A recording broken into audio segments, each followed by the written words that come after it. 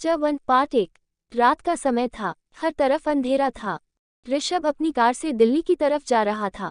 रास्ते में गाड़ी चलाते हुए वो किसी गहरी सोच में डूबा हुआ था। उसकी आंखों के आगे बार बार एक औरत का चेहरा आ रहा था और उस औरत को याद कर करके उसकी आंखें गुस्से से लाल हो रही थी। वहीं उस सड़क पर एक भगवान श्री कृष्ण का मंदिर था। जब गाड़ी चलाते हुए उसकी नज़र उस मंदिर पर पड़ी तो अचानक उसने उस मंदिर के थोड़ा पास ही अपनी गाड़ी रोक दी। उसने बगल वाली सीट पर पड़ा अपना कोट उठाया और उसकी जेब से एक मंगलसूत्र बाहर निकाला और उसको देखकर एक लंबी सांस ली। ऋषभ ने उस मंगलसूत्र को देखते हुए कहा, आज तुम्हारी आखिरी निशानी भी मैं मिटा दूंगा, पर हर शुभ काम करने से पहले भगवान का आशीर्वाद जरूर लेना चाहिए और आज मैं भगवान के घर यानी मंदिर के इतना करीब हूँ। आज से मेरी जिंदगी का एक नया सफर शुरू होगा। इतना कहते हुए ऋषभ ने वो मंगलसूत्र वापस अपने कोट की जेब में रख दिया और कोट को बगल वाली सीट पर पटककर गाड़ी से उतरकर मंदिर की तरफ जाने लगा। ऋषभ एक गोरे रंग का लड़का था जो काफी अमीर था।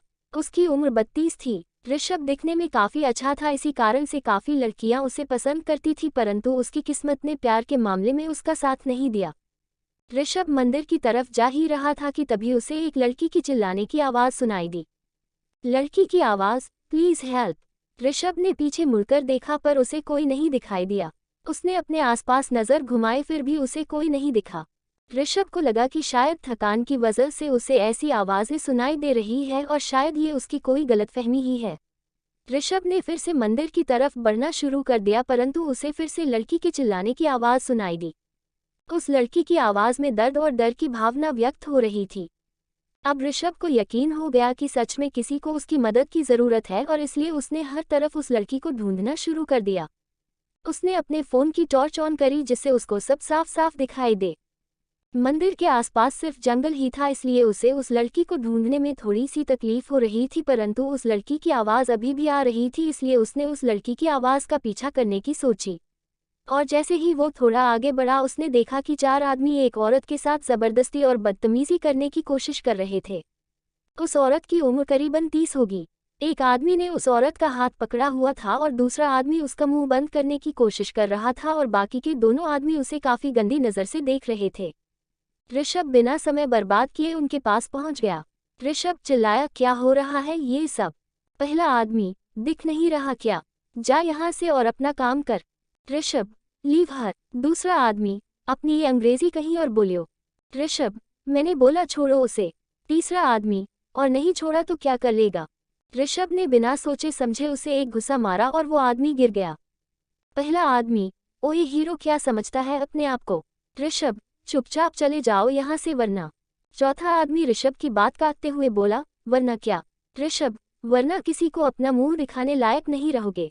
दूसरा आदमी, ओह बड़े बड़े डायलॉग बोले जा रहे हैं, देख हम यहाँ से बिना इस लड़की के नहीं जाएंगे। ऋषभ, और मैं तुम्हें इसे कहीं लेकर नहीं जाने दूंगा। उस औरत ने ऋषभ की तरफ एक उम्मीद भरी नजरों से देखा। पहला आदमी, अरे तो आजा तू भी मजे ले ले, सारे भाई साथ मिलकर मजे लेंगे।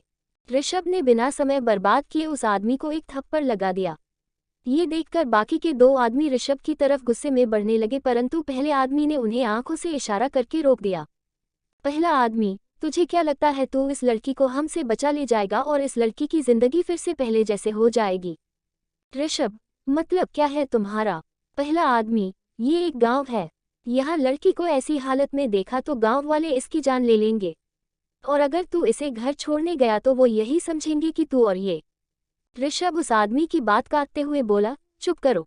तीसरा आदमी, सच तो यही है कि आज इसकी जिंदगी खराब होनी ही है क्योंकि तेरा और इसका कोई रिश्ता नहीं है। ये क्या जवाब देगी कि इसका तेरे साथ क्या रिश्ता है? वो लड़की यह सब बातें सुनकर काफी डर गई। ऋषभ, पर मैं ऐसे ही तुम्हें इसकी जिंदगी बर्बाद करने नहीं दूंगा। वो लड़की रोने लगी और वो चारों आदमी हंसने लगे। तीसरा आदमी, देख ले अभी ही इसकी ऐसी हालत है तो सोच अगर तू इसे बचा कर ले भी गया तो क्या हो जाएगा? जिंदगी तो इसकी बर्बाद हो ही गई ना। इसको ऐसे फटे हुए कपड़ों में देखकर कौन इसे अपने गांव में रहने देगा? लोग गलत ही सोचेंगे इसके बारे में। ऋषभ ने कुछ समय सोचा और फिर बिना कुछ बोले वहां से वापस अपनी गाड़ी की तरफ जाने लगा। ये देखकर वो चारों आदमी हंसने लगे। पहला आदमी, अभी ये हीरो बन रहा था और अब ऐसे भाग गया। दूसरा आदमी, इसे भी समझ आ गया होगा कि ये चाहे कुछ भी कर ले पर आज इस लड़की की इज्जत नहीं बचा पाएगा। चौथा आदमी उस लड़की की तरफ देखते हुए बोला, चल अब वो भी गया। अब तो तुझे हमसे कोई नहीं बचा सकता। बड़े दिनों बाद इतनी सुंदर चिड़िया हाथ लगी है, आज तो मज़े ही मज़े हैं। उनकी ये बातें सुनकर वो लड़की बहुत डर गई थी। ऋषभ उसकी आखिरी उम्मीद बनकर आया था, परंतु उसके ऐसे चले जाने से उसकी उम्मीद टूट चुकी थी और अब वो बस भगवान से यही मान रही थी कि कोई चमत्कार हो जाए और आज उसकी इज्जत बच जाए। परंतु वो कहीं न कहीं ये बात जानती थी कि आज उसकी जिंदगी पूरी तरह से तबाह होने ही वाली है। वहीं दूसरी तरफ ऋषभ भागकर अपनी गाड़ी के पास पहुंचा और उसने जल्दी से अपनी गाड़ी का दरवाज़ा खोलकर वो कोट लिया और फिर से उन आदमियों की तरफ भागा। वहीं दूसरी तरफ एक बार फिर से वो लड़की उन आदमियों की गिरफ्त में आ गई थी और बेबस होकर उनसे दया की भीख मांग रही थी, परंतु वो उसकी ये हालत देख बस हंस ही रहे थे। उनमें से कोई उसे हाथ लगा पाता उससे पहले ही ऋषभ वहां आ गया और वो चिल्लाया, रुको। सब उसकी तरफ हैरानी से देखने लगे। ऋषभ ने अपने कोट से मंगलसूत्र और एक डब्बी बाहर निकाली। ऋषभ उस लड़की की तरफ बढ़ा, उसने उसे मंगलसूत्र पहनाया और फिर डब्बी खोली। डब्बी के अंदर सिंदूर था। उसने सिंदूर से उस लड़की की मांग भर दी और फिर उसे अपना कोट पहना दिया। वो लड़की उसको आश्चर्य से देखने लगी और बाकी के चारों आदमियों को गुस्सा आने लगा। चौथा आदमी, तुझे क्या लग रहा है कि तू ऐसे ही कोई फिल्मी सीन बनाएगा और हम तुझे और इसे छोड़ देंगे? दूसरा आदमी, यहाँ कोई नाटक नहीं चल रहा है कि तू ऐसे ही इससे शादी कर लेगा और हम मान जाएंगे। ऋषभ, मैं जानता हूँ कि हमारी शादी नहीं हुई है क्योंकि अभी बहुत सी रस्में बाकी है, परंतु मैं ऐसे ही इस लड़की की जिंदगी बर्बाद नहीं होने दे सकता, इसलिए मुझे जो सही लगा मैंने वो किया। पहला आदमी, अब जो हमें सही लगेगा हम वो करेंगे। वे चारों आदमी उस लड़की की तरफ बढ़ने लगे, परंतु ऋषभ बीच में आकर खड़ा हो गया। ऋषभ, अब एक कदम और आगे बढ़ाया तो याद रखना कि अच्छा नहीं होगा। मैंने उसको अपनी पत्नी मान लिया है, इसलिए अब उसे हर मुश्किल से बचाना मेरी जिम्मेदारी है। पहला आदमी, अब एक क्यों किसी लड़की के चक्कर में मरने के लिए चले आया है? ऋषभ, सिर्फ लड़की नहीं है, वो मेरी पत्नी है। दूसरा आदमी, बहुत हुई तेरी डायलॉगबाजी। वो चारों आदमी ऋषभ को मारने के लिए आगे बढ़े, पर ऋषभ ने हार नहीं मानी और अपने मुक्के और थप्पड़ों से उन्हें हरा दिया। वे चार आदमी ऋषभ और उस लड़की को घूरते हुए वहां से डरते हुए भाग गए। वो लड़की रोने लगी। ऋषभ ने उसकी तरफ देखा। ऋषभ ने उसके कंधों पर हाथ रखा और वो लड़की ये देखकर डर गई। ऋषभ, डरो मत, रिलैक्स, कुछ नहीं हुआ है और ना ही होगा। वैसे मेरा नाम ऋषभ है और तुम्हारा नाम क्या है? उस लड़की ने रोते रोते बताया कि उसका नाम पल्लवी है। ऋषभ, अब शादी करी है तो नाम तो पता होना ही चाहिए ना? उस लड़की ने ऋषभ की तरफ आश्चर्य भरी निगाहों से देखा, परंतु ऋषभ मुस्कुरा दिया। पल्लवी, आप, चाहे, तो, यह, शशिश, शादी। ऋषभ उसकी बात काटते हुए बोला, चुप, मुझे पता है कि तुम बोलोगी कि शादी कोई मायने नहीं रखती। मैं कोई जबरदस्ती नहीं करूंगा तुम्हारे साथ। उन लोगों ने जो बोला सही बोला। मैं जानता हूं कि गांव में अगर किसी लड़की के साथ ऐसा कुछ हो जाए तो लोग साथ छोड़ देते हैं, इसलिए तुम ही बताओ कि फिर तुम कहाँ जाओगी? तुम बताओ कि क्या कोई तुम्हारा साथ देगा? अगर तुम चाहती हो कि मैं तुम्हारे माँ बाप से बात करूं तो मैं उसके लिए भी तैयार हूं, परंतु ये मत सोचो कि मैंने ये सब सिर्फ बोलने के लिए किया है। पल्लवी, मेरे मम्मी पापा नहीं है। मैं आपको इन सब के लिए इसलिए मना कर रही हूँ क्योंकि मैं एक विधवा हूँ और मेरा एक बेटा है 4 साल का। ऋषभ को आश्चर्य हुआ ये सब जानकर। पल्लवी, मैं समझती हूँ कि आप एक विधवा से शादी नहीं करना चाहेंगे, इसलिए आप परेशान ना हों। मैं अपने बेटे को लेकर चली जाऊंगी और वैसे भी मैं इस गांव को छोड़कर हमेशा के लिए जाने ही वाली थी क्योंकि यहाँ के लोग वैसे भी एक विधवा को नहीं रखते। ऋषभ, नहीं, ऐसी बात नहीं है कि तुम विधवा हो इसलिए मैं तुमसे शादी नहीं करूंगा। तुम्हारा बेटा है, मुझे उस बात से भी कोई परेशानी नहीं है क्योंकि मेरी खुद की एक 2 साल की बेटी है। इस बार पल्लवी आश्चर्यचकित थी। ऋषभ, आओ मंदिर में बैठकर बात करते हैं। वे दोनों मंदिर की तरफ गए और वही सीढ़ियों पर बैठकर बातें करने लगे। ऋषभ, तो तुम यहाँ क्या कर रही हो? पल्लवी की आंखों में आंसू आ गए ये सवाल सुनते ही। ऋषभ, रिलैक्स, नहीं बताना तो मत बताओ, परंतु रो मत। पल्लवी, ऐसी कोई बात नहीं है।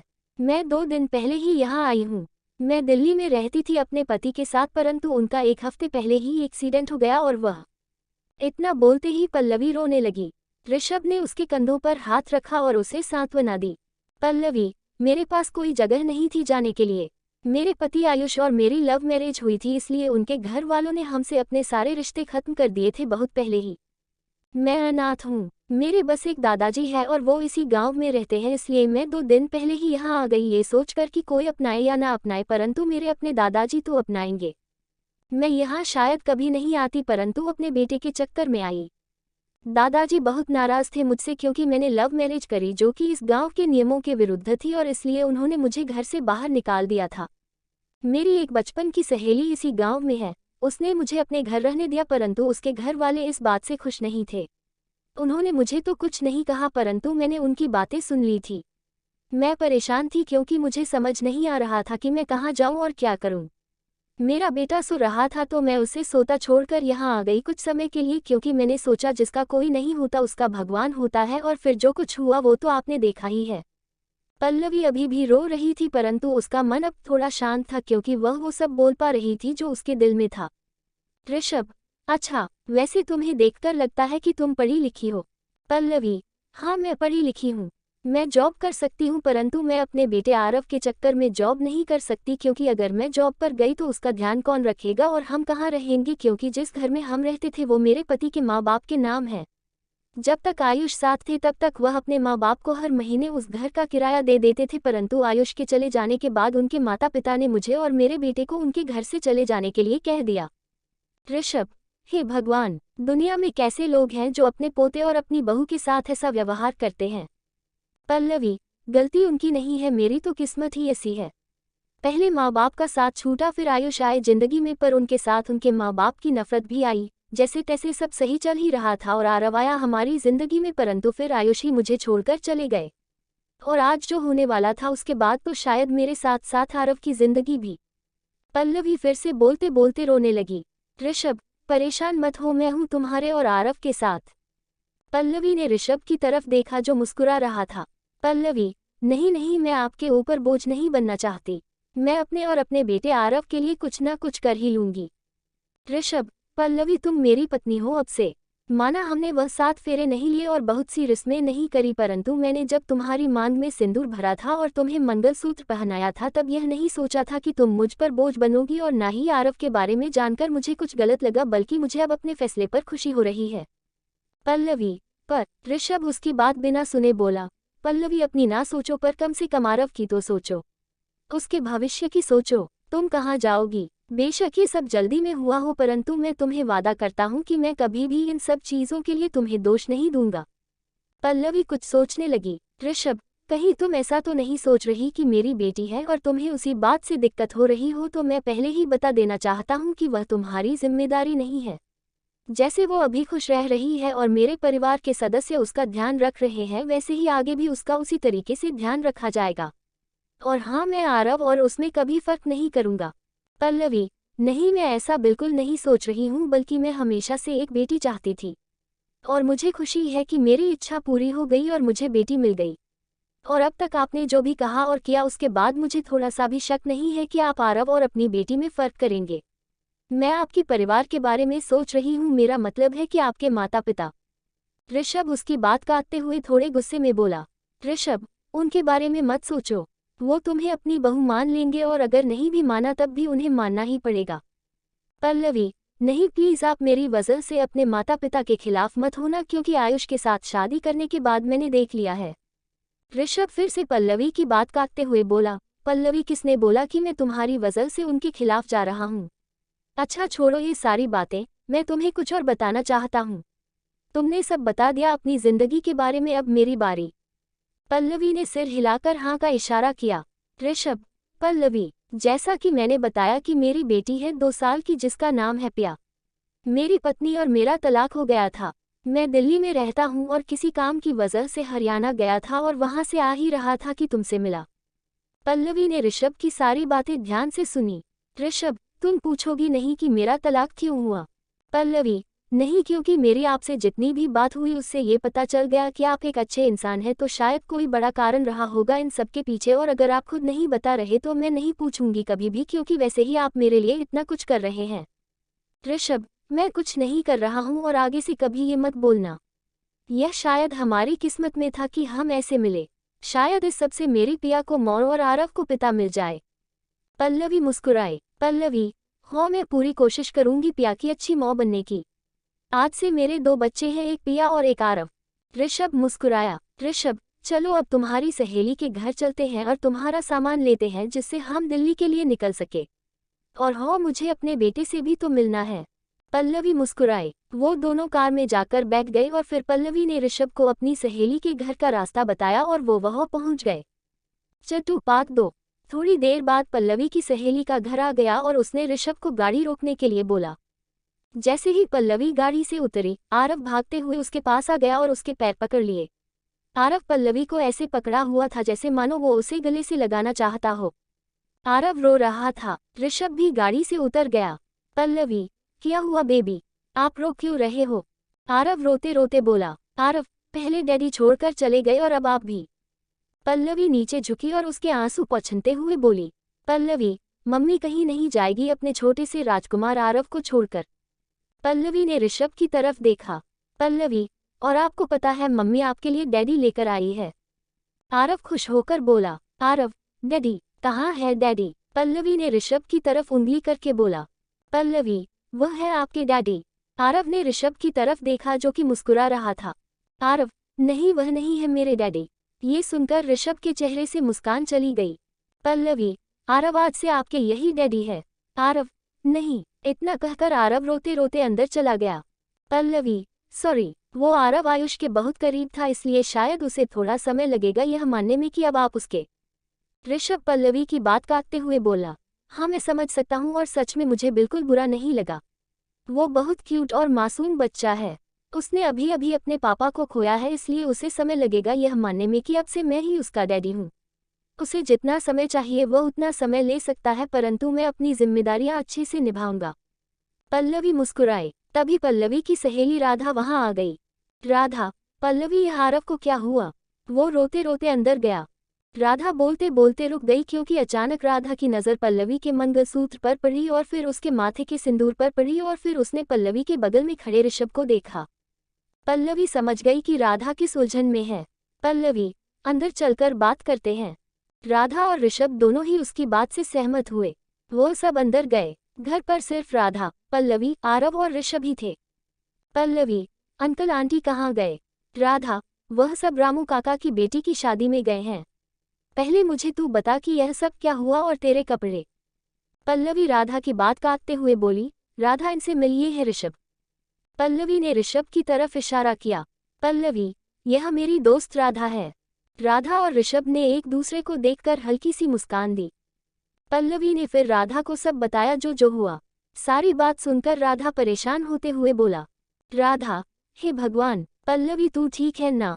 मेरा मतलब है कि इतना सब कुछ हो गया तेरी जिंदगी में एक ही सप्ताह में। सच में मुझे तेरी बहुत फिक्र हो रही है। गलती भी मेरी ही है कि मैंने तुझे इतनी रात को अकेले मंदिर जाने दिया। पल्लवी, परेशान मत हो राधा, सब कुछ ठीक है। अगर ऋषभ जी नहीं होते तो शायद कुछ गलत होता परंतु अभी सब ठीक है। राधा ने ऋषभ की तरफ देखा और बोली। राधा, धन्यवाद, आपने आज मेरी दोस्त को बहुत बड़ी मुसीबत से बचा लिया।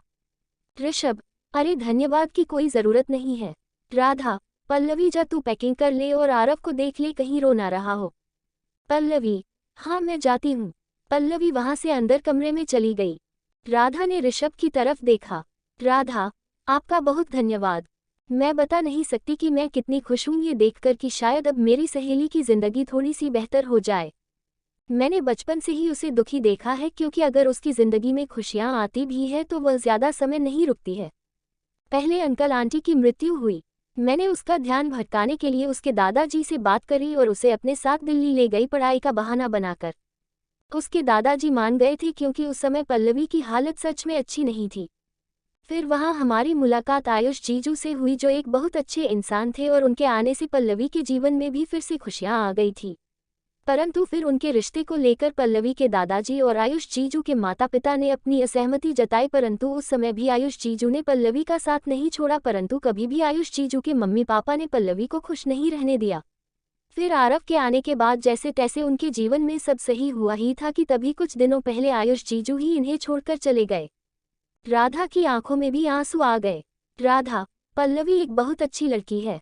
मैं ऐसा इसलिए नहीं बोल रही हूँ क्योंकि वह मेरी सहेली है परंतु मैं ऐसा इसलिए बोल रही हूँ क्योंकि मैंने उसे सब कुछ अकेले और अच्छे से झेलते हुए देखा है। और मुझे पूरा विश्वास है कि आपका परिवार पल्लवी को अपनी बहू के रूप में पाकर बहुत खुश होगा। और हाँ, पल्लवी एक बहुत अच्छी माँ भी है, इसलिए वह आपकी बेटी का भी बहुत अच्छे से ध्यान रखेगी और उसे बिल्कुल सगी माँ वाला ही प्यार देगी।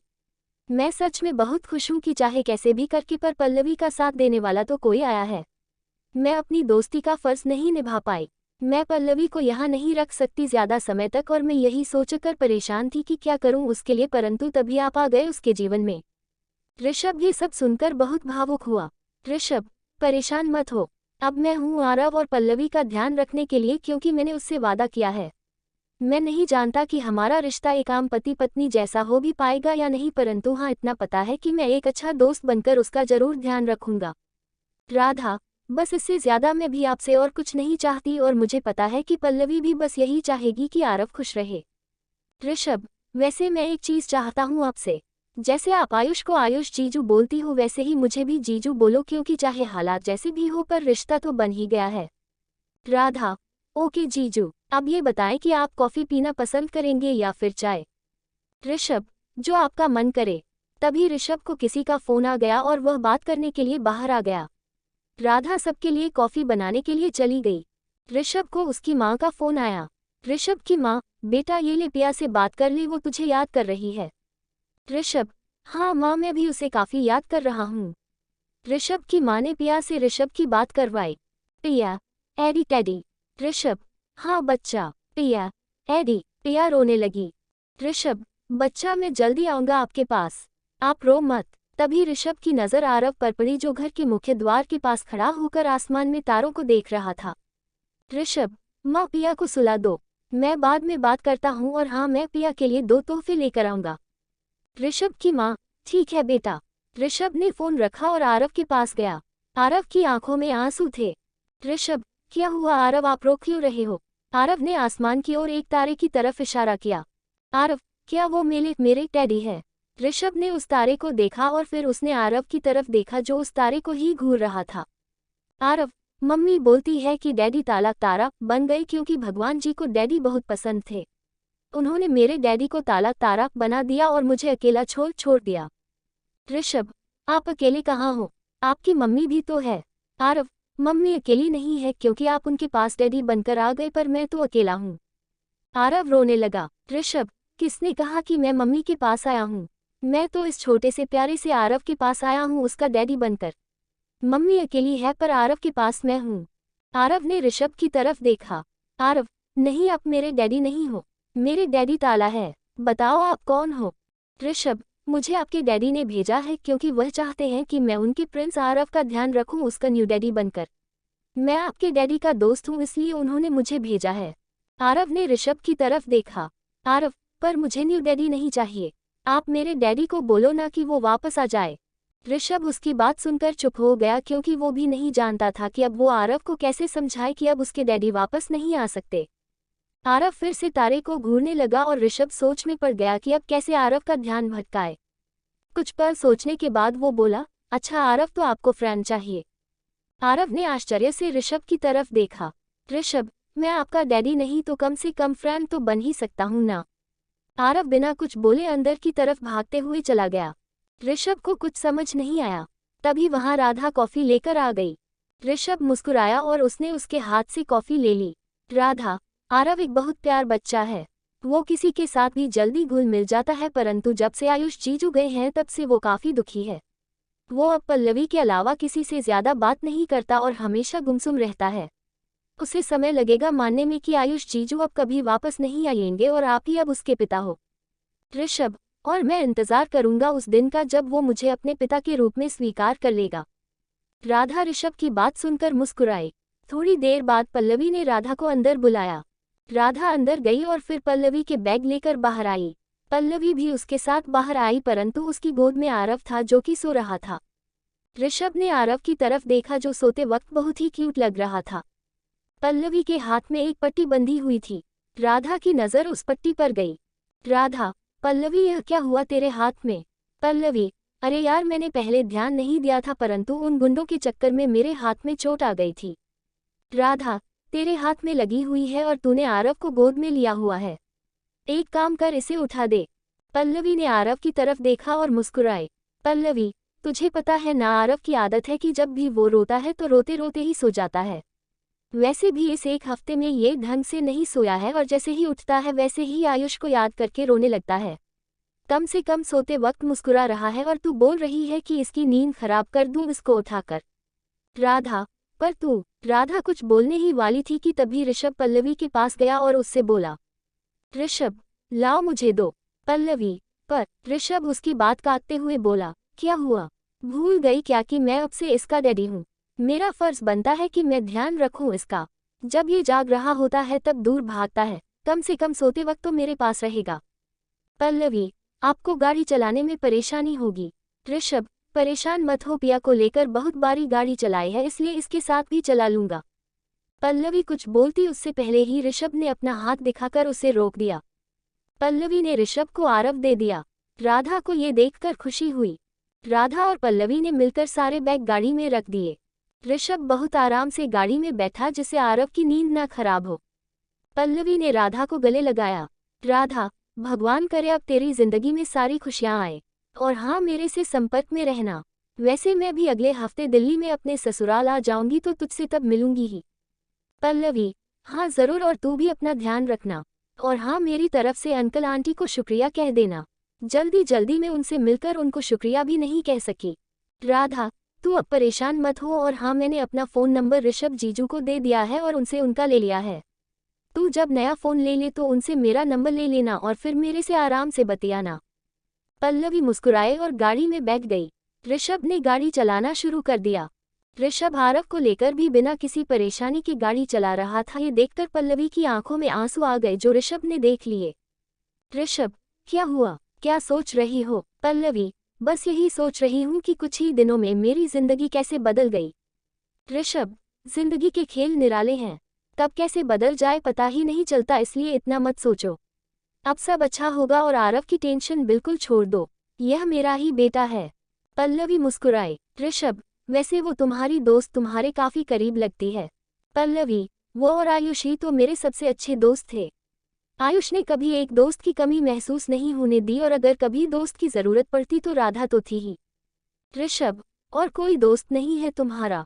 पल्लवी, नहीं, पर हाँ, आयुष के एक भाई है जो मेरे लिए बिल्कुल मेरे छोटे भाई जैसे हैं, और हाँ, आयुष के कुछ दोस्त भी थे तो बस उनके साथ ही हम पार्टी वगैरह कर लेते थे, बाकी और कोई नहीं है। ऋषभ, आरव बहुत प्यारा बच्चा है। पल्लवी, बिल्कुल अपने डैड की कॉपी है। ये बोलकर फिर से पल्लवी की आंखों में आंसू आ गए। ऋषभ ने बात बदल दी। ऋषभ, तुम्हारी दोस्त ने अपना फ़ोन नंबर दिया है मुझे। पल्लवी, हाँ, वह बता रही थी मुझे। इन सब चीज़ों में पता नहीं मेरा फ़ोन कहाँ खो गया। थोड़ी देर फिर से शांति हो गई। पल्लवी शांति से बैठकर खिड़की के बाहर देख रही थी। ऋषभ, इतनी शांत रहोगी तो मुझे भी नींद आ जाएगी, वैसे भी आरव तो सो ही रहा है। पल्लवी ने उसकी तरफ देखा। पल्लवी, आरव आज बहुत समय बाद सुकून से सो रहा है, वरना बस आयुष को याद करके रोता रहता है। ऋषभ, हाँ, मैं समझ सकता हूँ, पर तुम शांत मत बैठो वरना मैं बोर हो जाऊंगा और मुझे नींद आ जाएगी। मैं गाने चला देता परंतु आरव की नींद खराब हो जाएगी, इसलिए तुम ही कुछ बोलो। पल्लवी, वैसे आप गाने चला सकते हैं क्योंकि आरव काफ़ी गहरी नींद में है, इसलिए यह आपसे चिपक कर सो रहा है, वरना यह मेरे और आयुष के अलावा किसी के पास नहीं सो पाता, और अगर गलती से इसे अपने पास ले ले तब भी सोते हुए भी जाग जाता है और रोने लगता है। ऋषभ, चलो अच्छा ही है कि इसे आदत हो रही है मेरे पास रहने की, क्योंकि अब मेरे साथ ही तो रहना है। पर फिर भी गाने रहने ही दो, तुम ही बोलो कुछ। पल्लवी, आप बताएं पिया के बारे में। ऋषभ, पिया थोड़ी सी जिद्दी है परंतु मुझे पूरा विश्वास है यू विल लव हर। वे नए लोगों को बहुत जल्दी अपना लेती है। पल्लवी मुस्कुराए। ऋषभ, तो तुम पहले जॉब करती थी? पल्लवी, नहीं, शादी से पहले दादाजी की वजह से नहीं करी, और जब शादी हुई तो आयुष ने बोला करने के लिए, परंतु उनके पेरेंट्स और उनके बीच के मनमुटाव की वजह से मैंने 1 महीने ही जॉब करके छोड़ दी। फिर आरव के आने के बाद कभी सोचा नहीं करने का, पर हाँ, आयुष ने अभी 1 महीने पहले बोला मुझे जॉब के लिए। उन्होंने बोला कि जो उनके ममेरे भाई की पत्नी है वो आरव का ध्यान रख लेगी दिन में, और मैं उस समय जॉब कर लूँ, परंतु जॉब शुरू करने से पहले ही यह सब हो गया। ऋषभ, अच्छा, तो अब मैं तुम्हें अपने परिवार के बारे में कुछ बता दूं। मेरे परिवार में मेरी माँ, मेरे पिता हैं और मेरी एक बहन है जिसकी शादी हो गई है। एक दादी है पर वह दिल्ली में नहीं रहती है। और हाँ, मैं अपने परिवार के साथ नहीं रहता हूँ। मेरा अलग घर है और मैं पिया के साथ रहता हूँ। दिन में मैं पिया को मॉम डैड के पास छोड़ देता हूँ और रात को ऑफिस से आते वक्त उसे अपने साथ घर ले जाता हूँ। पल्लवी, ये अच्छी बात है कि पिया को इतने सारे लोगों का प्यार मिल रहा है। बच्चे जितना परिवार के साथ रहे उतना अच्छा होता है क्योंकि फिर उनकी परवरिश सही ढंग से हो पाती है। पल्लवी की बात सुनकर ऋषभ मुस्कुराया और ऐसे ही बातें करते करते वो दोनों दिल्ली पहुंच गए। चौथी पार्ट 3। रात के 1 बजे वह दिल्ली पहुंचे। ऋषभ ने घर के आगे गाड़ी रोकी। ऋषभ, यह मेरा घर है। मेरा मतलब है कि अब से यह हमारा घर है। प्रिया मॉम डैड के घर होगी और इतनी रात को वहां जाना ठीक नहीं है, इसलिए कल सुबह मैं तुम्हें वहां ले जाऊंगा। अभी तुम आराम करो। पल्लवी ने सिर हिलाकर हाँ का इशारा किया। पल्लवी, दीजिए मैं आरव को गोद में ले लेती हूँ। ऋषभ, नहीं रहने दो, और हाँ सामान घर के नौकर ले आएंगे, तुम चलो मेरे साथ। ऋषभ आरव को लेकर गाड़ी से उतरा और पल्लवी भी उतरी। तभी वहां एक नौकर आया और ऋषभ ने उसको सामान लाने को बोला। ऋषभ पल्लवी को लेकर अंदर आ गया। ऋषभ, ये है आज से तुम्हारा घर एंड बी कंफर्टेबल। ऋषभ ने पल्लवी को उसका कमरा दिखाया और फिर उसी कमरे में आरव को पलंग पर लिटा दिया। ऋषभ, ये तुम्हारा कमरा है। दरअसल अगर तुम चाहो तो मैं आरव को पिया के कमरे में सुला सकता हूँ। मैं जल्दी ही आरव का कमरा बनवा दूंगा। पल्लवी, नहीं, उसकी कोई ज़रूरत नहीं है क्योंकि आरव को अकेले सोने में डर लगता है, इसलिए वह मेरे साथ ही रहेगा। ऋषभ ने सिर हिलाकर हाँ का इशारा किया। ऋषभ, मेरा कमरा इसके सामने वाला कमरा है। देखो, मैं जानता हूँ कि हमारी शादी हो गई है, पर इसका मतलब ये नहीं है कि मैं तुम पर किसी भी प्रकार का हक जता सकता हूँ। मैं जानता हूँ कि ना तुम इस रिश्ते को आगे बढ़ाना चाहती हो, और सच बोलूँ तो ना मैं इस रिश्ते को आगे बढ़ाना चाहता हूँ। तुम्हें मैं अपनी पत्नी होने का दर्जा जरूर दे सकता हूँ, परंतु तुम्हें एक पति का प्यार नहीं। हमारा रिश्ता भगवान ने क्या सोचकर बनाया है वो मैं नहीं जानता, पर इतना जानता हूँ कि रिश्ता बन चुका है और मैं इसे ईमानदारी से निभाऊंगा। पल्लवी, आपने जो आज मेरे लिए किया है वही मेरे लिए काफ़ी है। मैं आपसे इस रिश्ते के प्रति कोई उम्मीद नहीं रखती हूँ क्योंकि सच में मेरे लिए भी आयुष को भुलाकर आगे बढ़ना असंभव है। ये रिश्ता हम आरव और पिया के लिए निभाएंगे, बस उनके माता पिता बनकर। पल्लवी की बात सुनकर ऋषभ ने सहमति जताई। ऋषभ, पल्लवी, एक बात और याद रखना कि तुम्हें उस कमरे में नहीं आना है, चाहे कुछ भी हो जाए। तुम्हें कुछ भी चाहिए हो तो मुझे आवाज़ दे देना, पर अंदर मत आना। पल्लवी ने सिर हिलाकर हाँ का इशारा किया। ऋषभ वहां से चला गया और तब तक नौकर सारा सामान ले आया। पल्लवी अपने कमरे की खिड़की के पास खड़े होकर बाहर देखने लगी, पर तभी उसको कुछ याद आया और उसने अपने बैग से अपनी डायरी निकाली और उसमें वह सब लिखना शुरू कर दिया जो आज उसके साथ हुआ। दूसरी तरफ ऋषभ अपने कमरे में गया और फिर बाथरूम में जाकर नहाकर आया और फिर वह भी वह सब लिखने लगा जो उसकी जिंदगी में आज हुआ। इन दोनों की एक जैसी आदत है कि जो भी इनकी जिंदगी में होता है वह सब यह अपनी अपनी डायरी में लिखते हैं। अगले दिन सुबह ऋषभ सोकर उठा और अपने कमरे से बाहर आया। उसने देखा कि पल्लवी के कमरे का दरवाज़ा खुला हुआ था और आरव आराम से सो रहा था, परंतु उस कमरे में पल्लवी कहीं भी नहीं थी। उसने सोचा कि शायद पल्लवी बाथरूम में हो, इसलिए वह किचन की तरफ चल दिया। ऋषभ किचन में अपने घर में खाना बनाने वाली आंटी को पल्लवी और आरव के लिए नाश्ता बनाने के लिए बोलने जा रहा था। वह किचन की तरफ जा ही रहा था कि उसे किचन से किसी के बोलने की आवाज़ सुनाई दी। उसने देखा कि पल्लवी खाना बनाने वाली यानी कि उसकी कुक से बात कर रही थी। कुक, मैडम, मैं कर देती हूँ ना, आप मेहमान हैं इसलिए प्लीज़ मुझे करने दीजिए। साहब को पता चलेगा तो वह बहुत गुस्सा होंगे। पल्लवी, अरे आप घबराए मत, आप अपने साहब के लिए नाश्ता बना ले और मुझे बस आरव के लिए उसका नाश्ता बनाने दे। कुक, पर मैम। कुक ने ऋषभ को देख लिया जो गेट के पास खड़े हुए सब सुन रहा था। Cook, sir I am sorry, पर मैं मैडम को मना ही कर रही थी। ऋषभ ने हाथ दिखाकर उसे आगे कुछ बोलने के लिए मना कर दिया। पल्लवी ने भी ऋषभ को देखा। ऋषभ पल्लवी के पास आया। ऋषभ, तुम परेशान मत हो, आरव के लिए भी नाश्ता बन जाएगा, तुम अपने कमरे में चली जाओ। पल्लवी, दरअसल बात यह है कि कल जो भी हुआ उसके बाद से आरव मुझसे थोड़ा नाराज़ है और मुझे पता है कि अगर मैंने उसके लिए नाश्ता नहीं बनाया तो वो और नाराज़ हो जाएगा, इसलिए मैं उसके लिए उसका पसंदीदा सैंडविच बना रही थी। ऋषभ ने कुक की तरफ देखा और बोला। ऋषभ, पल्लवी आरव के लिए नाश्ता बना लेगी, तुम मेरे और पल्लवी के लिए नाश्ता बना लो। पल्लवी, नहीं नहीं, इसकी कोई ज़रूरत नहीं है। ऋषभ, पल्लवी, मुझे पता है कि सब कुछ बहुत जल्दी जल्दी हुआ है, परंतु उसकी वजह से नाश्ता ना करना किसी बात का समाधान नहीं है।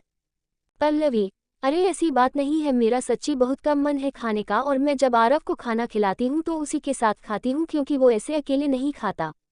वो बस मेरी थाली से खाना खाता है, इसलिए उसके साथ खाना शेयर करना मेरी आदत है, इसलिए जो उसके लिए बनाऊंगी वही मैं खा लूंगी। ऋषभ, अच्छा ठीक है, फिर जो तुम और आरव खाओगे वही मैं खा लूंगा। कुक ये सब देखकर और सुनकर काफी आश्चर्यचकित थी, क्योंकि उसने पहली बार ऋषभ को ऐसे किसी मेहमान के साथ घर में देखा, और वह भी इतने अच्छे से बात करते हुए। ऋषभ ने उस कुक की तरफ देखा और बोला, ऋषभ, आप अभी जाओ और बाद में लंच बना देना। कुक ने सिर हिलाकर हामी भरी और फिर वहां से जाने लगी। ऋषभ ने उसे आवाज देकर रोका, ऋषभ, और हाँ, ये कोई मेहमान नहीं है, ये तुम्हारी मैडम है, मेरा मतलब है कि ये। वह बोलते बोलते बीच में रुका और फिर बोला, मेरी पत्नी है। पल्लवी थोड़ा सा असहज थी यह सुनकर, पर उस कुक को तो मानो कोई झटका लगा हो ये सुनकर, इसलिए वह बिना कुछ बोले वहां से चली गई। पल्लवी ने भी अपना सारा ध्यान सैंडविच बनाने में लगा दिया। ऋषभ, मैं आशा करता हूं कि तुम्हें यहाँ कोई परेशानी नहीं हो रही होगी। पल्लवी, हाँ प्लीज डोंट वरी। ऋषभ मुस्कुराया और तभी उन्हें आरव के जोर जोर से चिल्लाने की आवाज सुनाई दी। आवाज सुनते ही वह दोनों कमरे की तरफ भागे। उन्होंने कमरे में जाकर देखा कि आरव बहुत रो रहा है और बस डैडी डैडी बोले जा रहा है। पल्लवी ने उसके पास जाकर उसे गले लगाया, पर ऋषभ उन दोनों से थोड़ा दूर होकर खड़ा था। पल्लवी, बेबी क्या हुआ? आप रो क्यों रहे हो? आपने कोई बुरा सपना देखा क्या? आरव और ज्यादा रोने लगा और डैडी डैडी चिल्लाने लगा। पल्लवी उसे शांत करने की कोशिश करने लगी। पल्लवी, आप अच्छे बच्चे हो ना, और अच्छे बच्चे तो कभी रोते नहीं हैं। आप भूल गए आपके डैडी ने क्या बताया था कि अगर आप रोए तो फिर आपसे वह कभी बात नहीं करेंगे। आरव एकदम चुप हो गया और उसने पल्लवी को कस के गले लगा लिया। आरव, मॉमी डैडी मेरा गिफ्ट लेकर आए। पल्लवी और ऋषभ उसे आश्चर्य से देखने लगे, क्योंकि उन्हें कुछ समझ नहीं आ रहा था। पल्लवी, कौन सा गिफ्ट आरव? आरव, मॉमी मैंने ड्रीम में देखा था कि डैडी एक ब्लू कलर का गिफ्ट लेकर आ रहे हैं मेरे पास और बोल रहे हैं कि वह गिफ्ट वे मेरे लिए लाए हैं, पर उन्होंने मुझे वह गिफ्ट नहीं दिया और वहां से चले गए। मैंने बहुत रोका डैडी को, फिर भी वह चले गए। पल्लवी को समझ नहीं आ रहा था कि वह क्या बोले और कैसे उसे समझाए, परंतु तभी ऋषभ बोल पड़ा। ऋषभ, अरे तो आप रो क्यों रहे हो? आरव ऋषभ को देखने लगा और ऋषभ उसके पास आकर वहीं बैठ गया। ऋषभ, आपका गिफ्ट तो मेरे पास है। आरव ऋषभ को आश्चर्य से देखने लगा और पल्लवी को भी कुछ समझ नहीं आ रहा था। ऋषभ, आपके डैडी ने मुझे आपका गिफ्ट दे दिया था और बोला था कि अगर आरव अच्छा बच्चा बन जाए और रोना बंद कर दे और नहा धोकर तैयार हो जाए और नाश्ता कर ले, उसके बाद ही उसे वो गिफ्ट देना, वरना मत देना। अब आप ही देखो, आप इतना रो रहे हो तो मैं गिफ्ट नहीं दे पाऊंगा। आरव, सच्ची डैडी ने ऐसा बोला? ऋषभ, मुझी। आरव, ओफो मॉमी आप यहीं बैठे हो, सुना नहीं? डैडी ने मुझे अच्छा बच्चा बनने के लिए बोला है, तो चलो मुझे तैयार करो और नाश्ता करवाओ जिससे मुझे गिफ्ट मिले। पल्लवी मुस्कुराने लगी और उसने ऋषभ की तरफ देखा और उसे आंखों से ही धन्यवाद बोला। आरव, चलो मम्मी मुझे टूथब्रश दो जिससे मैं जल्दी से ब्रश कर पाऊं। पल्लवी ने अपने बैग से टूथब्रश निकाल कर दिया आरव को और आरव वह लेकर बाथरूम में जाने लगा। ऋषभ उसकी हरकतें देखकर मुस्कुरा दिया। पल्लवी ने आरव को देखा। पल्लवी, आरव आप खुद से कैसे ब्रश करोगे? आरव ने पीछे पल्लवी को देखा। आरव, मम्मी आप भूल गए, डैडी ने बोला था ना कि अब मैं एक बिग बॉय हूं, तो मुझे मम्मी को परेशान नहीं करना चाहिए और खुद करना चाहिए ब्रश। इतना कहकर आरव बाथरूम की तरफ भाग गया। पल्लवी के चेहरे पर मुस्कुराहट आ गई। ऋषभ, इतनी सी उम्र में यह इतना समझदार है। पल्लवी, सच में तुमने इसकी बहुत अच्छी से परवरिश करी है, वरना आजकल के बच्चे तो अलग ही होते हैं। पल्लवी ने ऋषभ को देखा और बोली। पल्लवी, ये जैसा है ना उसको बनाने में सिर्फ और सिर्फ आयुष की मेहनत है। ये बिल्कुल आयुष की डिट्टो कॉपी है और आयुष भी बहुत समझदार थे, शायद इसलिए ये भी ऐसा ही है। सारे मैनर्स आयुष ने ही सिखाए हैं इसे, और आयुष को बिल्कुल पसंद नहीं था कि मैं इसके पीछे पूरा दिन भागती रहूं और परेशान रहूं, इसलिए आयुष ने हमेशा इसे यही समझाया कि मुझे ज्यादा परेशान ना करे, और आयुष के रहते इसने कभी नहीं माना, पर उनके जाते ही देखो आज कैसे हर बात मान रहा है। ऋषभ मुस्कुराया। ऋषभ, वो पल्लवी, मैंने कुछ सोचा है, अगर तुम्हें सही लगे तो। पल्लवी, हाँ बोलिए। ऋषभ, मैंने सोचा है कि शाम को हम ढंग से सारी रस्मों के साथ विवाह कर ले, क्योंकि मैं नहीं चाहता कि आगे जाकर कोई भी हमारे रिश्ते पर उंगली उठाए और खासकर आरव और प्रिया के भविष्य में परेशानी ना हो इस कारण से। इसलिए अगर तुम हाँ बोलती हो तो मैं अपने घर पर बात कर लेता हूँ और फिर वही शाम को तुम्हें अपने परिवार और प्रिया से मिलवा दूंगा। पर अगर तुम्हें कोई परेशानी है इससे तो कोई बात नहीं। पल्लवी, नहीं मुझे कोई परेशानी नहीं है, इसलिए जैसा आपको ठीक लगे वैसा ही कर लीजिए। ऋषभ मुस्कुराया और वहां से जाने लगा। पल्लवी अपने गले में बंधे मंगलसूत्र को पकड़कर कुछ सोच रही थी और ऐसा करते उसे ऋषभ ने देख लिया। ऋषभ, पल्लवी मुझे नहीं पता कि तुमने अब तक ये सवाल क्यों नहीं पूछा, परंतु मैं जानता हूँ कि तुम जानना चाहती होगी, इसलिए खुद ही बता देता हूँ कि यह मंगलसूत्र और सिंदूर की डिब्बी मेरी पहली पत्नी के थे। हमेशा मेरे साथ रहते हैं और शायद कल इनकी ज़रूरत थी और ये काम आ गए। पल्लवी, ओह आई एम सॉरी। पल्लवी इतना कहकर ही मंगलसूत्र उतारने लगी। ऋषभ, अरे ये क्या कर रही हो? पल्लवी, यह आपके लिए ज़रूरी होगा ना, इसलिए बस। पल्लवी आगे कुछ बोल पाती उससे पहले ही ऋषभ बोला। ऋषभ, मैंने बताया ना कि यह मेरी पहली पत्नी का था और अब तुम मेरी पत्नी हो तो इस पर अब से तुम्हारा हक है, इसलिए तुम ही इसे रखो। हमारी शादी कैसे भी हालातों में हुई हो पर मैं तुमसे तुम्हारा हक कभी नहीं लूंगा। ऋषभ और पल्लवी दोनों ही मुस्कुराए। ऋषभ, वैसे तुम यह मुझे अभी दे ही दो। वो क्या है ना कि अभी जब हमारी सारी रस्मों के साथ शादी होगी तब ये काम आएगा। पल्लवी ने बिना कुछ बोले वह मंगलसूत्र उसे उतार कर दे दिया। तभी वहां आरव आ गया। आरव, मम्मी बात टाइम। पल्लवी ने सिर हिलाकर हाँ का इशारा किया और ऋषभ वहां से चला गया। पल्लवी भी फिर आरव को नहलाने लगी। ऋषभ अपने कमरे में गया और उसने अपनी बहन स्नेहा को फोन किया। ऋषभ ने उसे पल्लवी के बारे में सब बता दिया। स्नेहा, मुझे बहुत बुरा लग रहा है आरव और पल्लवी के लिए। आप उन दोनों का ध्यान रखना। हो सकता है ये सब भगवान की मर्जी हो। ऋषभ, हाँ वह सब मैं समझ रहा हूँ पर अब तुझे और देव को मेरी थोड़ी सी मदद करनी है। स्नेहा, हाँ भाई मैं मदद तो कर दूंगी परंतु देव यहाँ नहीं है। वो किसी काम से बाहर गए हुए हैं। ऋषभ, कौन सा काम? जहाँ तक मुझे याद है ऑफिस के किसी काम से मैंने उसे बाहर नहीं भेजा है और वो पता नहीं क्यों इतने दिनों से ढंग से मुझसे मिला भी नहीं है। स्नेहा, भाई पता नहीं इन्हें क्या हुआ है, कुछ समय से मूड ऑफ रहता है और लेट आते हैं घर पर।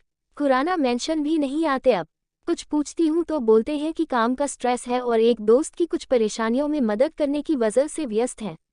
आज भी शायद दोस्त के काम से बाहर गए हैं। ऋषभ, अच्छा कोई ना पर अब तू ही मेरा काम कर दे। स्नेहा, हाँ बताओ भाई। ऋषभ, कल काफ़ी जल्दी हो गया सब, इसलिए कुछ ढंग से नहीं हुआ। अब पीछे नहीं हट सकता मैं, इसलिए सब ढंग से करना है। ऋषभ ने सब कुछ स्नेहा को समझा दिया। स्नेहा, भाई परेशान मत होइए, मैं सब कुछ संभाल लूंगी पर बस आप मॉम डैड का सोचिए। ऋषभ, उनका क्या ही सोचना है, वो अब मेरे किसी भी फैसले के लिए मना नहीं कर सकते और अब उन्हें पल्लवी और आरव को स्वीकार करना ही होगा। स्नेहा, ठीक है भाई जैसा सही लगे आपको, मैं आती हूँ थोड़ी देर में। ऋषभ, ठीक है। चफ पार्ट 4। थोड़ी देर बाद ऋषभ तैयार होकर बाहर आया और डाइनिंग टेबल पर एक कुर्सी पर बैठ गया। ऋषभ का सारा ध्यान उसके फोन पर था। तभी आरव वहां आया और चुपचाप आकर वहीं बैठ गया। ऋषभ का ध्यान फोन पर था इसलिए उसने आरव पर ध्यान नहीं दिया परंतु आरव उसे ही देखे जा रहा था। तभी वहां पर पल्लवी आई और उसने उन दोनों को सैंडविच सर्व किया। ऋषभ ने धन्यवाद बोला और फोन इस्तेमाल करते करते खाना खाने लगा। आरव अभी भी उसे ही देख रहा था। पल्लवी अपनी ही दुनिया में खोई हुई थी और उसने आरव पर ध्यान नहीं दिया और वहीं बैठ गई। ऋषभ की नज़र आरव पर पड़ी जो उसे ही देख रहा था। ऋषभ, क्या हुआ आरव? आरव ने फोन की तरफ देखना शुरू कर दिया। ऋषभ को लगा कि शायद आरव को फोन चाहिए गेम्स खेलने के लिए तो उसने आरव की तरफ फोन बढ़ाया। ऋषभ, आपको फोन चाहिए? आरव ने अपना सिर हिलाकर मना कर दिया। ऋषभ, तो क्या हुआ? आरव ने पल्लवी की तरफ देखा जो अपने ही ख्यालों में खोई हुई थी। ऋषभ ने भी पल्लवी को देखा परंतु पल्लवी को होश ही नहीं था। आरव, खाना खाते टाइम फोन यूज करना गंदी बात होती है। मम्मी डैडी को कभी यूज नहीं करने देती।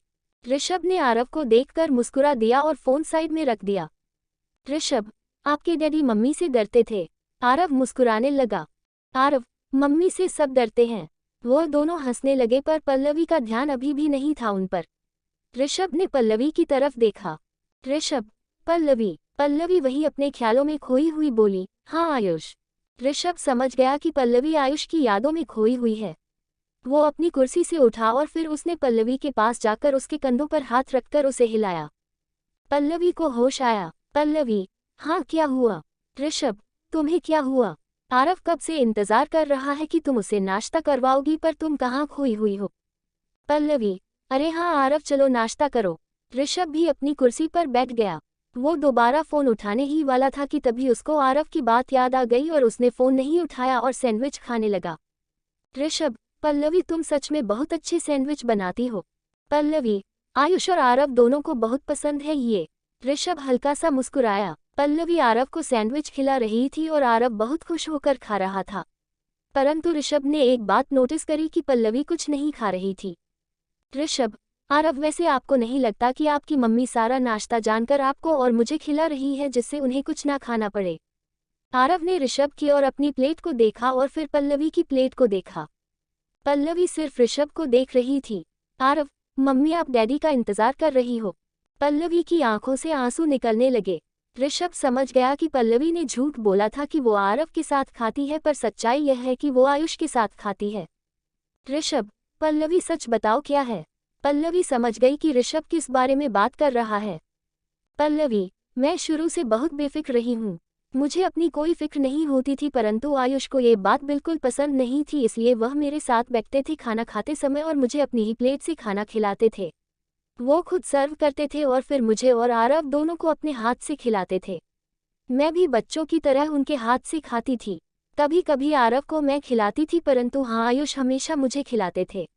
हम तीनों एक दूसरे के साथ मिलकर खाना खाते थे। आज बस वही सब पल याद आ रहे हैं।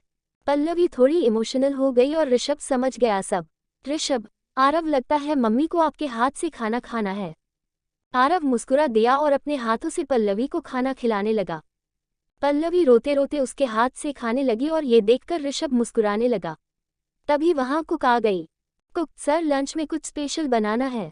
ऋषभ ने आरव और पल्लवी की तरफ देखा जो एक दूसरे के साथ खाना खाने में व्यस्त थे। ऋषभ, नहीं, एक काम करो, तुम घर चली जाओ। आज मैं लंच बाहर से ऑर्डर कर दूंगा और शाम को हम वैसे भी डिनर बाहर करेंगे। कुक, ठीक है सर। कुक चली गई और तब तक आरव, ऋषभ और पल्लवी का नाश्ता भी खत्म हो गया। ऋषभ, अब क्या प्लान है? पल्लवी, कुछ नहीं बस। ऋषभ, पल्लवी, तुम एक काम करो, यह फ़ोन लो और इसमें तुम्हारी दोस्त राधा का फ़ोन नंबर है, तो उससे बात कर लो और आरव, आओ हम कार्टून देखते हैं। आरव ने पल्लवी की तरफ देखा। पल्लवी ने उसे इशारा किया कि वह ऋषभ के साथ चले जाए। Aarav, okay uncle. पल्लवी और ऋषभ दोनों आरव को देखने लगे और इससे पहले पल्लवी आरव को कुछ बोल पाती उसे ऋषभ ने रोक दिया। ऋषभ, पल्लवी, कोई बात नहीं, उसे उसका समय लेने दो। पल्लवी ने सिर हिलाकर हाँ का इशारा किया और फिर ऋषभ ने उसे अपना फ़ोन दे दिया। पल्लवी अपने कमरे में चली गई राधा से बात करने के लिए और ऋषभ आरव को लेकर दूसरे कमरे में चला गया, लिविंग रूम में। आरव कार्टून देखकर मुस्कुरा रहा था और ऋषभ भी आरव को देखकर मुस्कुरा रहा था। ऋषभ सोच रहा था, ये आरव कितना प्यारा बच्चा है, पर इसके साथ पता नहीं क्यों इतना बुरा हुआ, और पल्लवी भी बहुत अच्छी है। वो और आयुष कितना प्यार करते थे एक दूसरे से, फिर भी भगवान ने उन्हें अलग कर दिया। बहुत गलत हुआ उनके साथ, पर मैं कोशिश करूंगा कि ये दोनों खुश रहे यहाँ। पता नहीं आगे क्या होगा, क्योंकि बेशक मैंने ये रिश्ता मान लिया है और बेशक मैं पल्लवी से शादी कर लूँ, परंतु मैं पल्लवी को वह पति वाला प्यार कभी नहीं दे पाऊंगा। मैं कभी आयुष नहीं बन सकता और ना कभी पल्लवी मेरे दिल में अपनी वैसी जगह बना पाएगी। पर मैं कोशिश करूंगा कि मैं उसका दोस्त बन सकूं या उसकी परेशानियां कम कर सकूं, क्योंकि अब वह मेरी जिम्मेदारी है। पर क्या पल्लवी पिया से वैसा प्यार करेगी जैसे वह आरव से करती है? हाँ, मैं ये जानता हूँ कि वह उसकी माँ जरूर बनेगी, परंतु दूसरी माँ हमेशा दूसरी होती है। मैं उसके साथ ज़बरदस्ती नहीं कर सकता, क्योंकि शायद मैं खुद भी आरव को वह प्यार नहीं दे पाऊंगा जो उसके डैडी उसको देते थे। मैं उसको अपना नाम, पैसा सब दे सकता हूँ और शायद एक अजनबी या रिश्तेदार के जैसा प्यार भी, पर एक बाप जैसा कभी नहीं। पिया से मैं बहुत प्यार करता हूँ और आरव एक अच्छा बच्चा है, पर वो पिया के बराबर नहीं हो पाएगा शायद कभी। किस्मत पता नहीं क्या क्या करवाएगी, पर मैं आशा करता हूँ कि शायद अब हम चार की जिंदगी में परेशानियां कम हो जाए। वो ये सब सोच रहा था कि तभी पल्लवी आई और उसका फ़ोन देकर उसे धन्यवाद कहने लगी और बदले में ऋषभ मुस्कुरा दिया। पल्लवी भी वहीं आरव के पास बैठ गई। तभी अचानक से घर की घंटी बजी और नौकर ने गेट खोला। स्नेहा वहां आई थी। ऋषभ ने स्नेहा को देखा और वो उसे देखते ही खुश हो गया, इसलिए उसने उसे गले से लगा लिया। पल्लवी और आरव स्नेहा को देख रहे थे, क्योंकि उन्हें समझ नहीं आ रहा था कि वो कौन है। स्नेहा फिर आरव की तरफ देखते हुए बोली, स्नेहा, ये है आरव। ऋषभ ने अपना सिर हिलाकर हाँ का इशारा किया। स्नेहा आरव के पास गई और बोली, बहुत क्यूट है। स्नेहा उसे गले लगाने वाली थी कि तभी आरव उठकर पल्लवी के पीछे जाकर छुप गया। स्नेहा ये देखकर मुस्कुराए और पल्लवी के पास गई। स्नेहा ने पल्लवी को गले लगाया और फिर ऋषभ की तरफ देखकर बोली, स्नेहा, तो ये इतनी खूबसूरत लड़की भाभी है मेरी। ऋषभ ने कुछ जवाब नहीं दिया और पल्लवी को तो कुछ समझ ही नहीं आ रहा था। स्नेहा पल्लवी की उलझन को समझ गई। स्नेहा, भाभी मेरा नाम स्नेहा है और मैं आपकी ननंद हूँ, आई मीन ऋषभ भाई है मेरे। पल्लवी मुस्कुराए और बोली, मेरा नाम पल्लवी है। स्नेहा, जानती हूँ, भाई ने सब बता दिया है मुझे। स्नेहा ने आरव की तरफ देखा जो पल्लवी के पीछे छुपा हुआ था। पल्लवी, आरव इतनी जल्दी नए लोगों के साथ खुल नहीं पाता। स्नेहा मुस्कुराए और बोली, स्नेहा, कोई बात नहीं। तभी नौकर वहां कुछ सामान लेकर आए। स्नेहा ने नौकर के हाथ से बैग लिया और उसमें से एक ब्लू और एक लाल गिफ्ट निकाला। स्नेहा ने वह ब्लू गिफ्ट ऋषभ को दिया। ऋषभ ने वह गिफ्ट लिया और वो आरव के पास गया। ऋषभ, आरव, ये वही गिफ्ट है जो आपके डैडी ने मुझे दिया था। आरव ने गिफ्ट लिया और वो उसे खोलकर देखने लगा। गिफ्ट में एक रिमोट कंट्रोल कार थी। आरव उसे देखकर बहुत खुश हो गया। तभी स्नेहा लाल गिफ्ट लेकर आई। स्नेहा, आरव, ये आपकी बुआ की तरफ से। आरव ने 2 मिनट तक स्नेहा को देखा और उसके बाद पल्लवी की तरफ देखा और पल्लवी मुस्कुरा रही थी। आरव ने वो गिफ्ट खोला और देखा कि उसमें एक टेडी था। पल्लवी, आरव, जाओ रूम में जाकर खेलो। आरव भागकर अपने कमरे में चला गया। उसको ऐसे जाते देख सबके चेहरे पर मुस्कुराहट आ गई। पल्लवी ऋषभ और स्नेहा की तरफ देखकर बोली, धन्यवाद।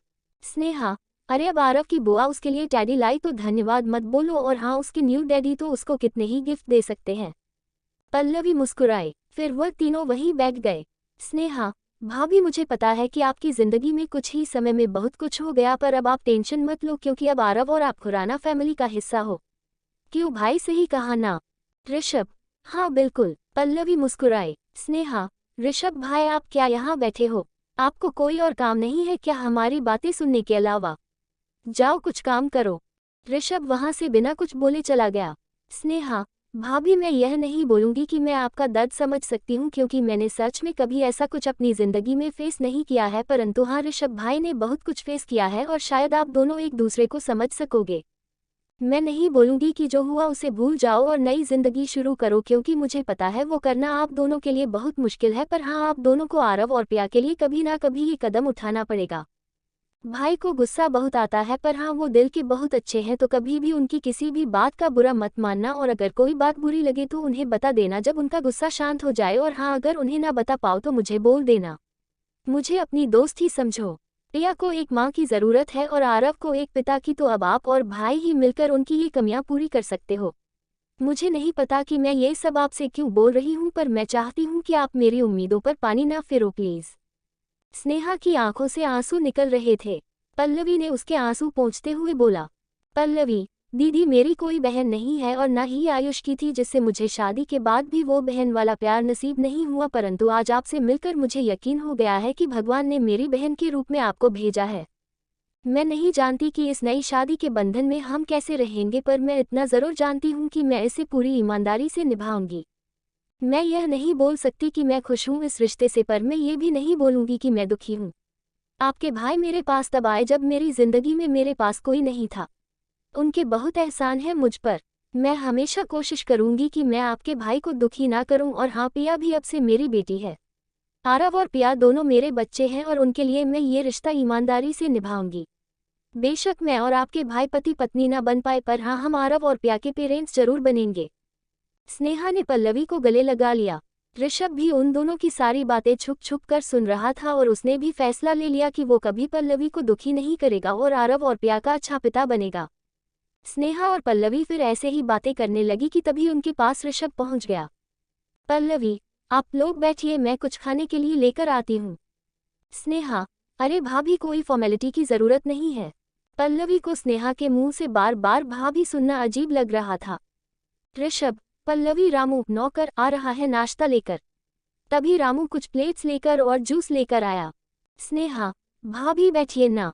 तभी आरव की आवाज आई, वह मम्मी मम्मी चिल्ला रहा था। ऋषभ, अरे इसे क्या हुआ? पल्लवी, आप बैठिए, मैं देख कर आती हूँ। ऋषभ ने हामी भरी और पल्लवी अंदर कमरे में चली गई। स्नेहा, भाई, मुझे आपसे कुछ बात करनी है। ऋषभ, हाँ बोलो। स्नेहा, भाई, मैं जानती हूँ कि आपका और पल्लवी भाभी का ये रिश्ता आपके मन से नहीं बना बल्कि हालातों की वजह से बना है। ऐश्वर्या भाभी को अब भूल जाना आपके लिए अच्छा रहेगा और नई जिंदगी शुरू करिए। हो सकता है भगवान यही चाहते हों, इसलिए पल्लवी भाभी को आपकी जिंदगी में भेजा। इसलिए पहले जो हुआ उसको भूलकर आगे बढ़ो। ऋषभ, स्नेहा, ये रिश्ता मैं और पल्लवी जरूर निभाएंगे, परंतु सिर्फ आरव और पिया के लिए। मैं ऐश्वर्या को बेशक भूल जाऊं, पर जो हुआ मैं उसको कभी नहीं भूल सकता, और इसलिए मैं पल्लवी को अपने दिल में कभी जगह नहीं दे पाऊंगा। यह एक कड़वा सच है कि पल्लवी पिया की मां बन सकती है और शायद नाम के लिए मेरी पत्नी भी, पर मैं कभी उसे दिल से नहीं अपना पाऊंगा। और मेरा छोड़ो पल्लवी का, देखो, उसके लिए उसके प्यार आयुष की जगह कभी कोई नहीं ले सकता, और मैं वह जगह लेने की उम्मीद भी नहीं रखता। तुमने जो बोला सच है कि शायद भगवान यही चाहते हैं, पर वह ऐसा इसलिए चाहते हैं क्योंकि वह आरव और पिया को माँ बाप दोनों का प्यार देना चाहते हैं, इससे ज्यादा कुछ नहीं। बाकी मैं पल्लवी को इज्जत देता हूँ। तभी पल्लवी वहां आ गई और स्नेहा की नज़र उस पर गई। Chapter 5 part 5। स्नेहा, अरे भाभी आइए। क्या हुआ था आरव को? पल्लवी, वो बस अपने खिलौने दिखा रहा था मुझे और थोड़ा बहुत आयुष को याद कर रहा था। स्नेहा, एक बच्चा अपने डैड को कैसे ही भूल सकता है? पल्लवी, आरव के लिए वह सिर्फ उसके डैडी नहीं थे बल्कि उसके सबसे अच्छे दोस्त भी थे। स्नेहा, भाभी, समय के साथ सब ठीक हो जाएगा। ऋषभ समझ गया था कि अब उसे बात बदल देनी चाहिए। ऋषभ, अरे स्नेहा, तू बता रही थी ना कि देव बाहर गया हुआ है, तो क्या उसका कोई कॉल आया? स्नेहा, नहीं भाई, बल्कि मैंने ही किया था, पर वह बोल रहे थे कि वह अभी थोड़ा व्यस्त है दोस्त के मैटर की वजह से। ऋषभ, अच्छा, मैंने फ़ोन किया तो उठाया नहीं, तो तुम ही बोल देना कि अगर कोई मदद चाहिए हो तो मुझे बोल दे। स्नेहा, हाँ बोल दूंगी। स्नेहा ने पल्लवी की तरफ देखा। स्नेहा, भाभी, आज आप सारे परिवार से मिल लेंगे, परंतु एक को छोड़कर, जो है मेरे पतिदेव। देव, जो पता नहीं कहाँ रहते हैं आजकल, पर मुझे पता है कि आपको उनसे मिलकर खुशी जरूर होगी। पल्लवी मुस्कुराए। स्नेहा की नज़र सोफे पर रखे हुए सामान पर गई जो वह अपने साथ लाई थी। स्नेहा, भाभी, जल्दी जल्दी में मैं आपको आपका गिफ्ट देना ही भूल गई। पल्लवी, पर इसकी कोई ज़रूरत नहीं है। स्नेहा, अरे अब मैं पहली बार अपनी भाभी से मिलूंगी तो गिफ्ट तो लाऊंगी ही ना। पल्लवी, तो इस हिसाब से तो मुझे भी कुछ देना चाहिए था आपको, पर मेरे पास तो कुछ है ही नहीं देने के लिए। स्नेहा, आपने तो पहले ही गिफ्ट दे दिया, और वह है हमारा छोटा सा आरव। क्यों भाई, सही बोला ना? ऋषभ मुस्कुरा दिया। स्नेहा ने एक बैग लिया और पल्लवी को दे दिया। स्नेहा, भाभी, ये आपके लिए। एक बारी देखो तो सही क्या है। पल्लवी ने बैग खोलकर देखा तो उसमें एक लाल रंग की साड़ी थी।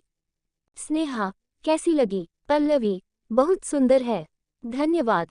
स्नेहा, सिर्फ धन्यवाद कहने से काम नहीं चलेगा।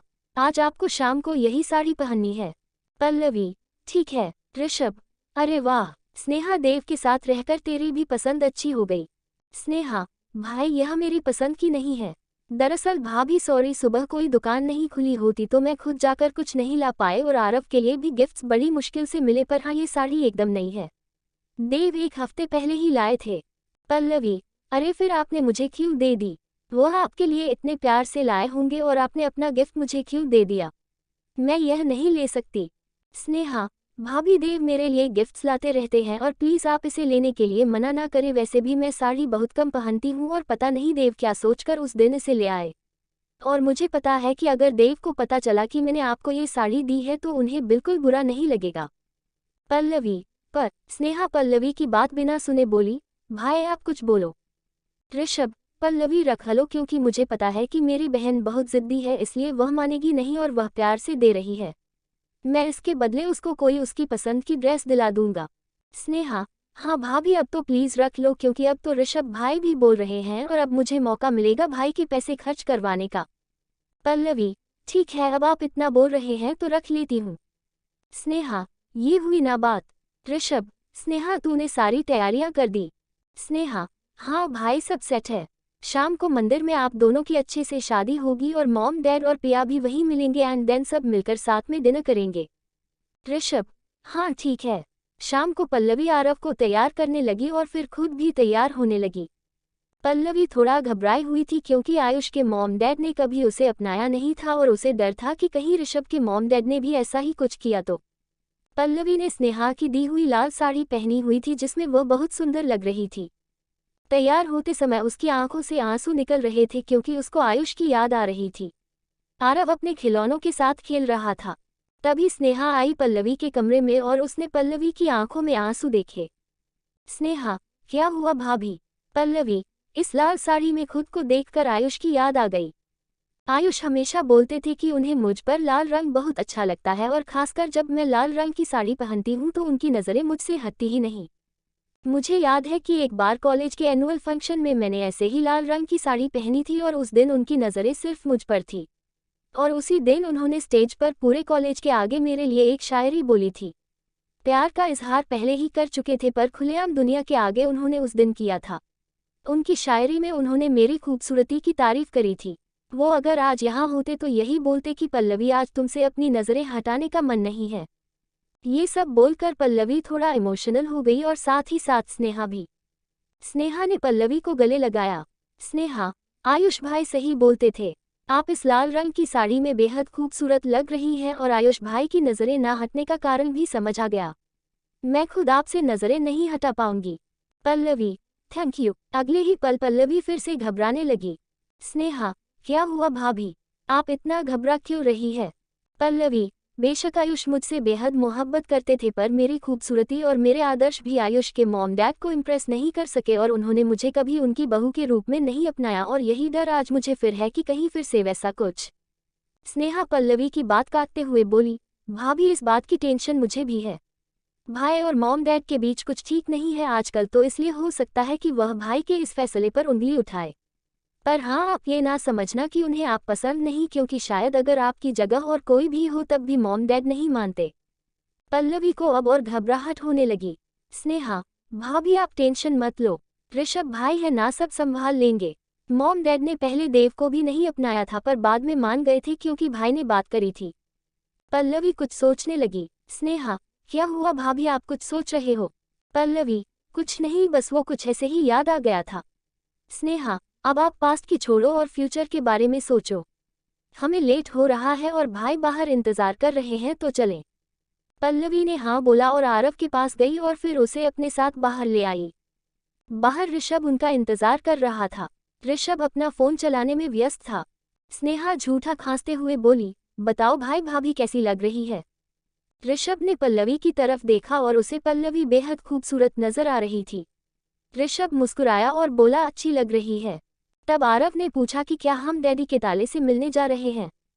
पल्लवी नीचे झुकी और आरव की आंखों में देखते हुए बोली, पल्लवी, आरव आप भूल गई कि मैंने आपको क्या बताया था कि जो लोग तारे बन जाते हैं उनसे हम कभी नहीं मिल पाते क्योंकि भगवान जी परमिशन नहीं देते। पर हाँ वो लोग हमें तारे बनकर ज़रूर देखते हैं और अगर उन्हें ये पता चलता है कि हम उन्हें याद करके रो रहे हैं तो वह भी दुखी हो जाते हैं और रोने लगते हैं। आप चाहते हो कि डैडी आपकी वजह से रोए? आरव ने अपना सिर हिलाकर ना का इशारा दिया। पल्लवी, हाँ इसलिए अब आरव बिल्कुल भी डैडी को याद करके नहीं रोएगा। और अब से आरव और मम्मी हैप्पी रहेंगे जिससे डैडी भी वहाँ हैप्पी रहे और हमें डैडी को ये भी तो दिखाना है कि बेशक डैडी मम्मी और आरव को छोड़कर भगवान जी के पास चले गए पर अभी भी आरव और मम्मी साथ हैं और एक साथ खुश हैं। और आरव क्या आपके लिए सिर्फ डैडी ज़रूरी है मम्मी नहीं? आरव ने अपना सिर हिलाकर ना का इशारा दिया।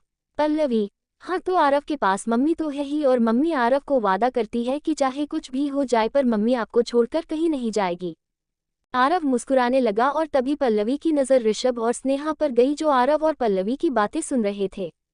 पल्लवी, आरव आपको पता है जब आप एक हफ्ते से रो रहे थे ना तब डैडी भी दुखी हो गए थे और फिर वह आपकी मम्मी से गुस्सा हो गए और फिर मेरे सपने में आकर बोले कि मैं उनके प्यारे से आरव का बिल्कुल ध्यान नहीं रखती और इसलिए उन्होंने कुछ नए लोगों को आपके पास भेजा है। आप जानते हो वह लोग कौन हैं? आरव ने अपना सिर हिलाकर ना का इशारा दिया। पल्लवी ने स्नेहा और ऋषभ की तरफ इशारा किया। पल्लवी, वो देखो वही वह लोग हैं जो आपका ध्यान रखने आए हैं और जब कोई आपका ध्यान रखता है और आपसे प्यार करता है तो क्या आप उनसे दूर जाते हो? नहीं, आप उनसे अच्छे से बात करते हो जैसे आप मम्मी डैडी से बात करते हो और आपको याद है आप राधा मौसी से और जो आपके चाचू हैं और एक अनिकेत अंकल है उनसे कितने अच्छे से बात करते थे। उनके साथ खेलते थे तो वैसे ही आपको इनके साथ रहना है वरना डैडी को बुरा लगेगा। पल्लवी ने ऋषभ और स्नेहा की तरफ इशारा किया। पल्लवी, वह है आपकी स्नेहा बुआ और इससे पहले पल्लवी आगे बोल पाती ऋषभ बीच में ही बोल पड़ा। ऋषभ, और मैं आपका फ्रेंड। आप मुझे डैडी नहीं बोलना चाहते तो कोई बात नहीं पर आप मुझे फ्रेंड तो बोल सकते हो ना? आरव मुस्कुराया और हेलो फ्रेंड बोला। ये देखकर सब खुश हो गए। स्नेहा, आरव ये तो गलत बात है मतलब फ्रेंड को हेलो बोला और बुआ को कुछ नहीं। आरव, हेलो बुआ। Sneha, hello cutie pie. Pallavi, और आरव आज हम कुछ नए लोगों से मिलेंगे। आपके दादा दादी होंगे और हाँ आपकी एक लिटिल सिस्टर भी होगी, तो आप सबसे अच्छे से बर्ताव करना, ठीक है। आरव, दादा दादी। आरव डर गया। पल्लवी, अरे आरव, ये दूसरे दादा दादी है और यह अच्छे वाले हैं। यह आपसे बहुत प्यार करेंगे और आपकी एक क्यूट लिटिल सिस्टर भी है। आप बोलते थे ना डैडी और मम्मी को कि आपको एक छोटा बेबी चाहिए, तो वही है आपकी छोटी बेबी और उसका नाम पिया है। आरव मुस्कुराया। ऋषभ, ये दादा दादी के नाम से डर क्यों गया? पल्लवी, मैंने बताया था ना आपको कि आयुष के मॉम डैड ने मुझे और आरव को घर से निकाल दिया था, तो इसलिए उस वक्त आरव डर गया था और शायद उसे अब वही याद आ गया। ऋषभ, चलो कोई बात नहीं, पर अब आरव आप किसी से मत डरना और अगर कोई आपको परेशान करे तो अपने इस फ्रेंड से बोल देना। आरव ने सिर हिलाकर हाँ बोला। स्नेहा, अब सब चलें। सब ने हाँ बोला और सब मंदिर के लिए निकल गए। थोड़ी देर बाद सब मंदिर पहुंचे और वहां पहले से ही ऋषभ के मॉम डैड और पिया आए हुए थे। पल्लवी ने उन्हें देखते ही उनका आशीर्वाद लेने के लिए नीचे झुकी और उन्होंने खुश रहो बोला। फिर पल्लवी ने आरव को समझाते हुए बोला, पल्लवी, आरव आप भूल गए कि जब भी किसी बड़े से मिलते हैं तो उनका आशीर्वाद लेते हैं। आरव ने एक मासूम सा चेहरा बनाया और फिर ऋषभ के मॉम डैड के पास जाने लगा, पर उन्होंने उसे रोक दिया और ऐसे ही आशीर्वाद देते हुए बोले कि खुश रहो। पल्लवी ऋषभ के मॉम डैड को देखकर समझ गई थी कि वह खुश नहीं है और ऋषभ के चेहरे के भाव देखकर उसे पता चल गया था कि सच में इनके परिवार में कुछ ठीक नहीं है। ऋषभ ने पिया को अपनी गोद में लिया। ऋषभ, मेरी प्रिंसेस। पल्लवी, यह है मेरी पिया। पल्लवी ने पिया को देखा और फिर मुस्कुराए और उसके साथ खेलने लगी। ऋषभ, पिया यह आपकी मम्मी है। पिया ने पल्लवी को देखा और खुश हो गई और अपनी तोतली आवाज में मम्मी बोलने लगी। पिया पल्लवी के पास जाना चाहती थी और यह बात पल्लवी और ऋषभ समझ गए थे, इसलिए ऋषभ ने पिया को पल्लवी को दे दिया। पल्लवी, बहुत ही प्यारी है ये। पल्लवी पिया का माथा चूमते हुए बोली। आरव वहां मासूम सा चेहरा बनाए हुए खड़ा था। असल बात तो यह थी कि उसे अच्छा नहीं लगा कि पल्लवी पिया पर ध्यान दे रही थी और उस पर नहीं। ऋषभ ने उसका चेहरा देखा और बोला, आरव आओ, आप अपने फ्रेंड के पास आ जाओ। ऋषभ ने आरव को अपने हाथों में उठा लिया और फिर पिया की तरफ इशारा करते हुए बोला, वो है आपकी लिटिल सिस्टर। जैसे ही आरव ने पिया को देखा वह खुश हो गया क्योंकि पिया उसको देखे ही जा रही थी। उसे पिया अच्छी लग रही थी। Aarav, my sister. आरव के मुंह से ये सुनकर स्नेहा, ऋषभ और पल्लवी खुश हो गए। पल्लवी ने पिया को देखा और फिर आरव की तरफ इशारा करते हुए बोली, भैया। पिया ने अपनी प्यारी सी आवाज से भैया बोलने की कोशिश करी, जिसे सुनकर सब खुश हो गए और इस बार ऋषभ की माँ भी मुस्कुराने लगी, परंतु उसके पिता नहीं। ऋषभ सब समझ गया था। ऋषभ, स्नेहा और पल्लवी तुम बच्चों को लेकर अंदर जाओ, हम अभी आते हैं। स्नेहा और पल्लवी ने हाँ बोला और फिर स्नेहा ने ऋषभ के हाथों से आरव को अपने पास ले लिया। स्नेहा और पल्लवी आरव और पिया के साथ मंदिर के अंदर चली गई।